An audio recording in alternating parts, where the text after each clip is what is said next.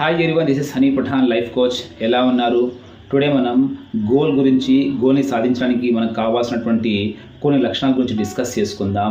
So ఎన్నో వీడియోస్లో ఎంతోమంది మహానుభావుల నుంచి మనము విషయాలు ఎన్నో తెలుసుకుని ఉంటామన్నమాట. సో గోల్ని రీచ్ అవ్వాలి అంటే ముందుగా మనకు రిజల్ట్తో సంబంధం లేకుండా ఒక ప్లానింగ్ ప్రకారం మనము మనసా వాచ కర్మన ఏదైతే మనం అనుకుంటున్నామో లక్ష్య సాధన కోసము సో ప్లానింగ్ వేసుకొని చేసుకుంటూ వెళ్ళాలి. అదేవిధంగా ఆ యొక్క గోల్ని రీచ్ అవ్వడం కోసము మనము గిజిగాడు ద్వారా కూడా తెలుసుకోవచ్చు. సో గిజిగాడు అనేది ఏదో కాదనమాట. సో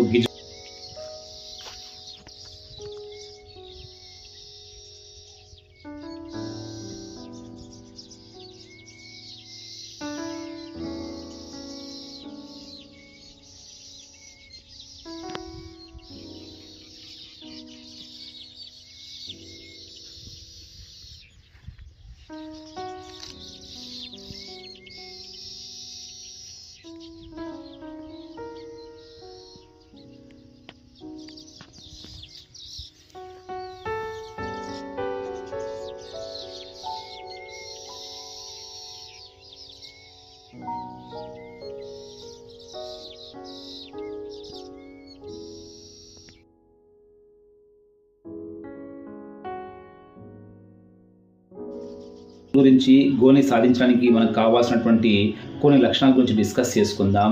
సో ఎన్నో వీడియోస్లో ఎంతోమంది మహానుభావుల నుంచి మనము విషయాలు ఎన్నో తెలుసుకుని ఉంటామన్నమాట.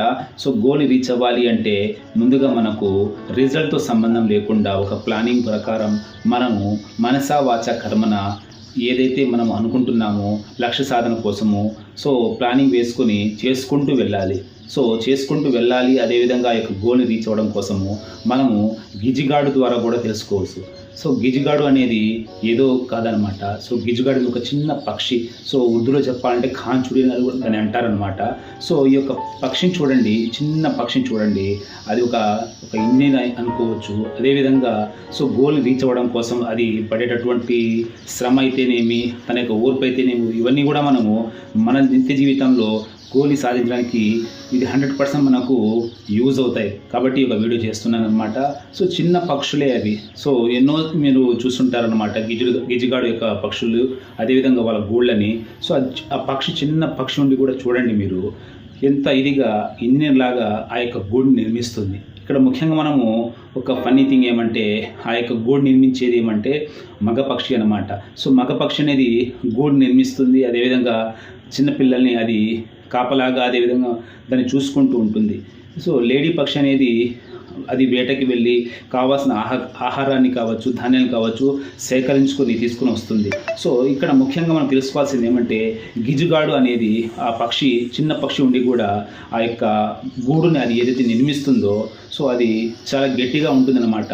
తన యొక్క బిడ్డల్ని రక్షించుకోవడం కోసము అది పడేటటువంటి కష్టమైతేనేమి, తన యొక్క దూరదృష్టి అయితేనేమి చాలా ఇంట్రెస్టింగ్గా ఉంటుంది. సో ఇది ముఖ్యంగా తాడి చెట్ల మీద కావచ్చు, కొబ్బరి చెట్ల మీద కావచ్చు, అదేవిధంగా కరెంట్ పోలలో కావచ్చు ఇది నిర్మించడం జరుగుతుందన్నమాట. సో ఎన్నో విలేజెస్లో మీరు చూసి ఉంటారనమాట. దాన్నే గిజిగాడు అంటారు. సో ఈ వీడియోలో మీరు గమనించండి. సో దీన్నే మనము గిజిగాడు యొక్క గూడు అని చెప్పచ్చు. చూడండి ఎంత స్ట్రాంగ్గా ఉందో చూడండి ఆ యొక్క గిజిగాడు యొక్క గూడు.